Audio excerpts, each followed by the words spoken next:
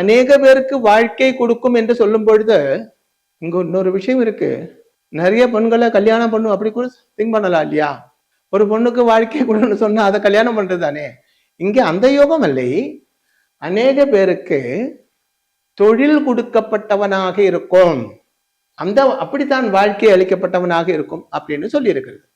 அடுத்ததாக திக்விஜயம் செய்யப்பட்ட ராஜாக்கன்மார்களுடைய ஜாதகத்தில் சாபயோகம் இருக்கும். திக்விஜயம் அது தெரியும் இல்லையா உங்களுக்கு? பழைய காலத்து உள்ளதுதான். ராஜாக்கன்மாருடைய காலத்தில் சக்கரவர்த்தி ஆகிறதுக்காக சின்ன சின்ன கண்ட்ரிஸ் எல்லாம் யுத்தம் செய்து கீழ்ப்படுத்துவாங்க. அப்படி அவருடைய அந்த கிங்டம் பெருசுபடுத்துவாங்க.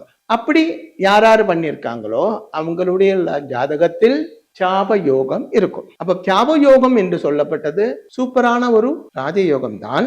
உங்களுடைய ஜாதகத்தில் அது இருக்கா என்று பாருங்க.